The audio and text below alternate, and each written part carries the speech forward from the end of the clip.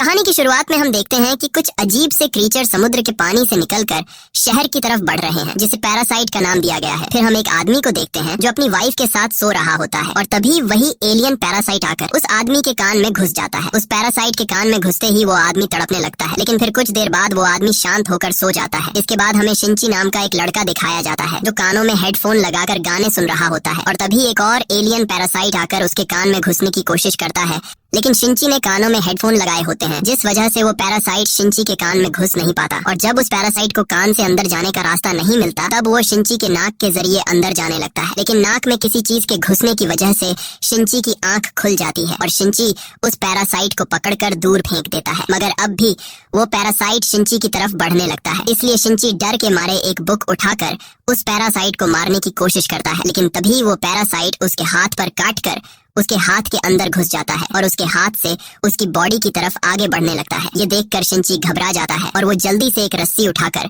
अपने हाथ को कसकर बांध लेता है ताकि वो पैरासाइट उसकी बॉडी में आगे न बढ़ सके। लेकिन वो पैरासाइट उसके हाथ के अंदर होने की वजह से शिंची को तकलीफ होने लगती है, जिस वजह से वो जोर से चिल्लाने लगता है और शिंची की चिल्लाने की आवाज सुनकर उसकी मॉम उसके पास आती है। तब शिंची अपनी मॉम से कहता है कि मेरे हाथ में कोई कीड़ा घुस गया है। लेकिन जब शिंची की मॉम उसका हाथ चेक करती है तो अंदर कुछ भी नहीं होता। यह देखकर शिंची की मॉम को लगता है कि शिंची मजाक कर रहा है, इसलिए वो वहाँ से चली जाती है। लेकिन यहाँ शिंची सोच में पड़ जाता है कि आखिर वो कीड़ा कहाँ चला गया। अगली सुबह शिंची जब ब्रेकफास्ट कर रहा होता है, तब उसे अपने राइट हैंड यानी कि जिस हाथ में वो पैरासाइट अंदर घुसा था, वो हाथ शिंची को काफी अजीब सा महसूस होता है। इसके बाद हम उस आदमी को देखते हैं जिसके कान के अंदर पैरासाइट घुस गया था। वो आदमी काफी अजीब सा बिहेव कर रहा होता है और उसकी आंखें टेढ़ी मेढ़ी होने लगती हैं, जैसे वो अपनी बॉडी पर कंट्रोल खो चुका हो। इसके बाद वो आदमी अपनी वाइफ के पास जाता है और तभी अचानक उसका मुंह एक बड़े क्रीचर की तरह खुल जाता है, जिसके अंदर कई सारी आंखें थी। अब इससे पहले कि उसकी वाइफ कुछ समझ पाती, तभी वो आदमी अपनी वाइफ का सिर एक ही झटके में खा जाता है। यहाँ हमें पता चलता है कि यह पैरासाइट इंसान के कान से होते हुए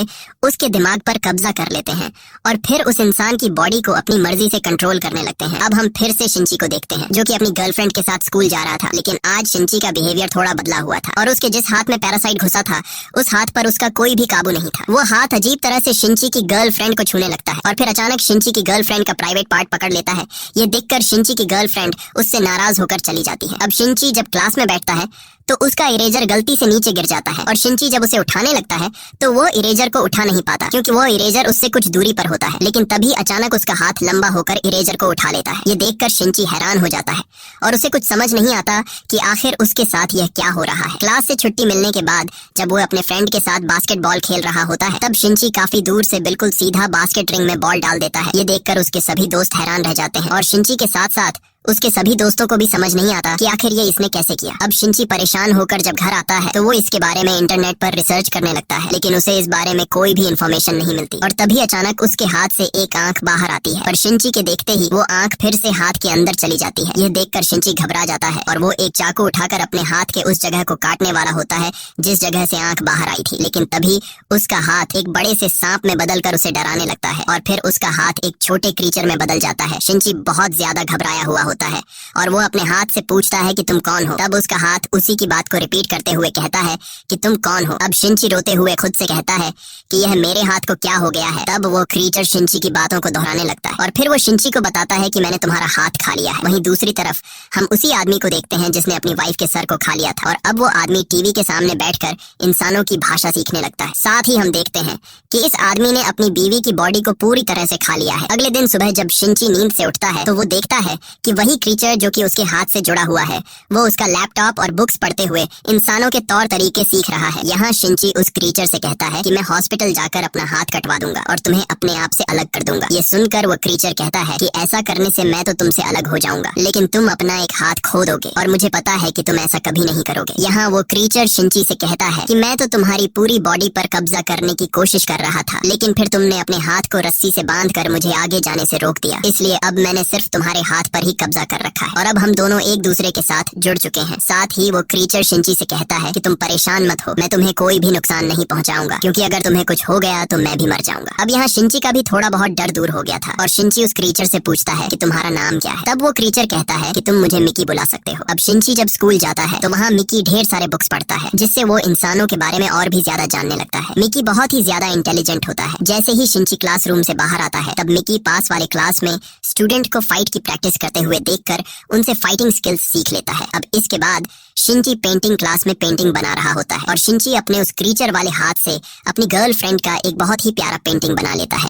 तभी उसकी गर्लफ्रेंड वहां आती है और जब वो अपने बॉयफ्रेंड के हाथों बना हुआ अपना पेंटिंग देखती है तो वह शिंची से काफी खुश हो जाती है और उसे कहती है कि पिछली बार तो तुमने गलती से मेरे प्राइवेट पार्ट को टच कर लिया था, लेकिन अगर तुमने फिर से वो सब किया ना तो मैं तुम्हारी जान ले लूंगी। ये कहकर वह वहां से चली जाती है। अब स्कूल से छुट्टी होने के बाद शिंची जब घर आता है और बाथ टब में नहाने लगता है तब मिकी कहता है कि मुझे तुम्हारी बॉडी को इन्वेस्टिगेट करना है। शिंची उसे ऐसा करने से मना करता है, लेकिन मिकी जबरदस्ती उसकी बॉडी पार्ट्स को देखने लगता है और बॉडी पार्ट्स देखने के बाद मिकी शिंची पर हंसता है। यहाँ हम देखते हैं कि मिकी और शिंची में काफी अच्छी दोस्ती हो गई है और यह दोनों एक साथ रहना सीख गए हैं। वहीं हम बाहर शहर के हालात देखते हैं जहाँ और भी कई सारे पैरासाइट ने और लोगों की बॉडी पर कब्जा कर लिया है और वो पैरासाइट लोगों को मार कर खा रहे थे। ये खबरें पूरे शहर में फैल जाती हैं, लेकिन किसी भी आम इंसान को यह पता नहीं होता कि लोगों को कौन मार रहा है। और एक दिन शिंची जब मार्केट जाता है तभी मिकी शिंची से कहता है कि मुझे यहाँ आसपास अपनी तरह किसी पैरासाइट के होने का एहसास हो रहा है। अब शिंची उसकी बातों को इग्नोर करने लगता है, लेकिन मिकी उसे जबरदस्ती एक रेस्टोरेंट के अंदर ले जाता है जहाँ उसे एक आदमी दिखाई देता है और उस आदमी की बॉडी पर भी पैरासाइट ने कब्जा कर लिया था जो बहुत ही ज्यादा भयानक दिख रहा था और वो आदमी एक नॉर्मल आदमी को मार कर खा रहा था। यहाँ वो आदमी जब शिंची को देखता है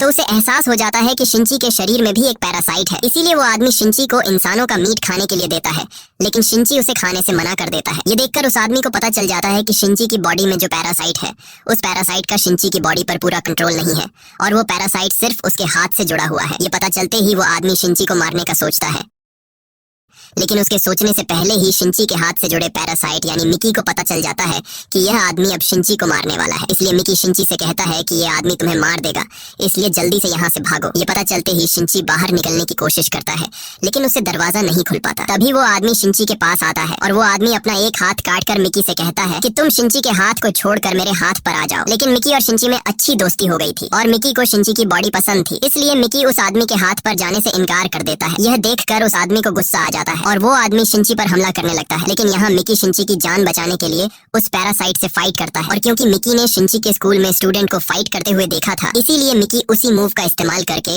उस पैरासाइट का सिर धड़ से अलग कर देता है, जिससे वह पैरासाइट वहीं पर मर जाता है। अब तभी यहाँ कोई आने लगता है। इससे पहले कि वह आदमी शिंची को देख पाता, शिंची जल्दी से पीछे के रास्ते से वहाँ से निकल जाता है। घर आकर वो अपनी माम को इस बारे में कुछ भी नहीं बताता। वहीं न्यूज पर दिखाया जाता है कि शहर में हर रोज लोग गायब हो रहे हैं, लेकिन पुलिस को इस बारे में कुछ भी नहीं पता कि आखिर लोगों को कौन गायब कर रहा है और पूरे शहर में शिंची के अलावा कोई भी नहीं जानता था कि उन्हें पैरासाइट मारकर खा रहे हैं। यहाँ शिंची मिकी से कहता है कि तुम अपने पैरासाइट दोस्तों से कहो कि वह लोगों को मारकर ना खाएं। तब मिकी जवाब में कहता है कि जैसे तुम इंसान सब्जियां और जानवरों को मारकर खाते हो वैसे ही हम जिंदा इंसानों को खाते हैं, इसलिए इसमें कोई बुरी बात नहीं है। और रही बात मेरी, तो मेरा तुम्हारी पूरी बॉडी पर कंट्रोल नहीं है, इसलिए तुम जो कुछ खाते हो उससे मुझे भी एनर्जी मिलती है, इसलिए मुझे इंसानों को मारने की कोई जरूरत नहीं। अगले दिन शिंची जब स्कूल जाता है तब मिकी उसे बताता है कि यहाँ आसपास मेरी तरह कोई दूसरा एक पैरासाइट भी है और वह कोई और नहीं बल्कि शिंची की टीचर थी। शिंची जब टीचर को देखता है तो उसे पता चल जाता है कि हमारी ये टीचर एक पैरासाइट है और यही टीचर भी समझ जाती है कि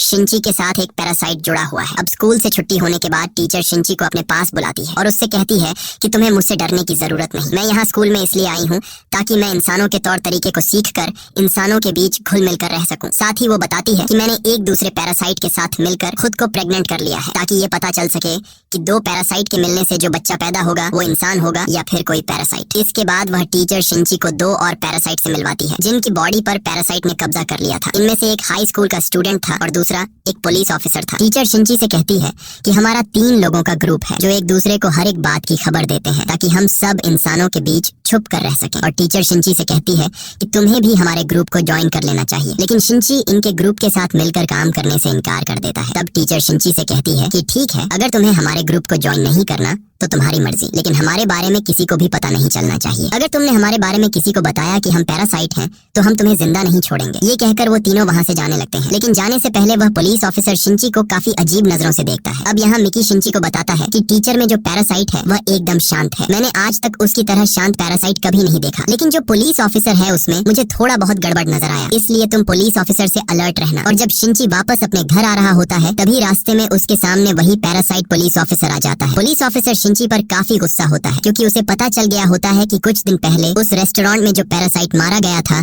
उसे शिंची ने मारा था। इसीलिए वह पुलिस ऑफिसर शिंची को मारने के लिए उस पर हमला करता है, लेकिन मिकी पुलिस ऑफिसर के हमले को रोककर शिंची को बचा लेता है। इसके बाद मिकी उस पुलिस ऑफिसर से फाइट करता है। यहाँ इन दोनों के बीच काफी तगड़ी फाइट होने लगती है और जब मिकी और वह पुलिस ऑफिसर लड़ रहे होते हैं तब शिंची समझदारी से काम लेते हुए आगे बढ़कर अपने दूसरे हाथ से उस पुलिस ऑफिसर के पेट में एक लोहे का रॉड घुसा देता है, जिससे पुलिस ऑफिसर की बॉडी से खून बहने लगता है। अब क्योंकि यह पैरासाइट एक इंसान की बॉडी में था, इसीलिए पुलिस ऑफिसर की बॉडी कमजोर होने की वजह से वो पैरासाइट भी कमजोर होकर वहीं पर गिर जाता है। इसके बाद शिंची सीधा वापस अपने घर की तरफ जाने लगता है। यहाँ इस पुलिस ऑफिसर की बॉडी ज्यादा खून बहने की वजह से काम करना छोड़ गई होती है, इसलिए उस पुलिस ऑफिसर की बॉडी में जो पैरासाइट होता है वो बॉडी से बाहर आ जाता है और अब वो एक नई इंसान की बॉडी की तलाश में होता है। तभी उस रास्ते से शिंची की मॉम गुजरती है और इस पुलिस ऑफिसर की बॉडी का पैरासाइट शिंची की मॉम की बॉडी के अंदर चला जाता है। वहीं घर में शिंची बहुत ज्यादा उदास बैठा होता है क्योंकि आज उसने एक आदमी को मार दिया है, इसलिए वो खुद को गिल्टी फील कर रहा होता है। लेकिन तभी मिकी शिंची को वार्न करते हुए कहता है कि उस पुलिस ऑफिसर वाला पैरासाइट फिर से हमारी तरफ आ रहा है। ये सुनकर शिंची परेशान हो जाता है और कहता है कि उस पुलिस ऑफिसर को तो हमने मार दिया था, लेकिन पता नहीं वो फिर से कैसे जिंदा हो गया। अब खुद को बचाने के लिए शिंची एक चाकू लेकर एक कोने में छुप जाता है और तभी शिंची की मॉम घर के अंदर आ जाती है। शिंची की मॉम काफी अजीब सा बिहेव कर रही होती है। ये देखकर मिकी समझ जाता है कि उस पुलिस ऑफिसर वाला पैरासाइट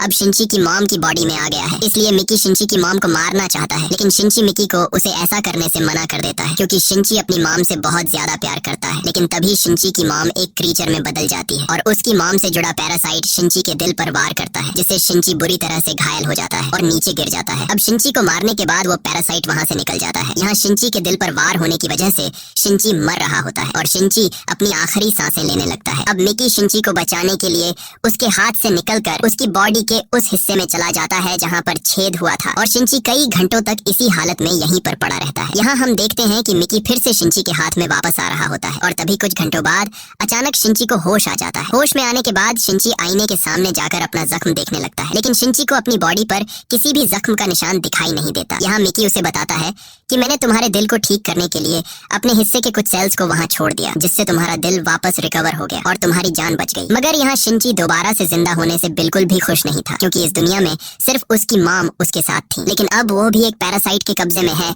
इसलिए अब शिंची उस पुलिस ऑफिसर के पैरासाइट पर काफी गुस्सा हो जाता है और बदले की आग में जलने लगता है। अगले दिन शिंची उस पुलिस ऑफिसर वाले पैरासाइट को ढूंढने लगता है जिसने शिंची की मॉम की बॉडी पर कब्जा कर लिया था और यहाँ हम देखते हैं कि शिंची अब पूरी तरह से बदल गया है। जहाँ पहले वो एक डरपोक लड़का था, लेकिन अब उसकी बॉडी में मिकी के सेल्स आने की वजह से वो बहुत ज्यादा अग्रेसिव हो गया है और अब वो पूरे शहर में उस पैरासाइट को ढूंढने लगता है जिसने उसकी मॉम की बॉडी पर कब्जा कर लिया था। लेकिन वह पैरासाइट उसे कहीं पर भी नहीं मिलता और तभी वह एक ऐसी जगह पर चला जाता है जहाँ पर ढेर सारे लोग जमा हुए होते हैं और यहाँ एक पॉलिटिशियन लोगों को जमा करके उनसे वोट मांग रहा था। उस पॉलिटिशियन को देखने के बाद शिंची को पता चलता है कि जो पॉलिटिशियन वोट मांग रहा है वह भी एक पैरासाइट है। ये देखकर शिंची घबरा जाता है क्योंकि अगर वह पैरासाइट पॉलिटिशियन इलेक्शन जीत गया तो पूरा शहर खतरे में पड़ सकता है। अगले दिन जब शिंची स्कूल जाता है तो वहाँ उससे वही स्टूडेंट मिलता है जो एक पैरासाइट था और ये स्टूडेंट टीचर के ग्रुप में शामिल था। यहाँ हमें पता चलता है कि टीचर ने जानबूझकर इस स्टूडेंट का इस स्कूल में ट्रांसफर करवा दिया है ताकि ये स्टूडेंट शिंची पर नजर रख सके। यहाँ वह स्टूडेंट बाकी स्टूडेंट के सामने शिंची से ऐसे मिलने का दिखावा करता है कि जैसे ये दोनों पहली बार मिल रहे हों और ये सब ऊपर से पैरासाइट टीचर देख रही होती है। घर आकर शिंची को मिकी बताता है कि जब से मैंने तुम्हारे दिल को अपने सेल से ठीक किया है तब से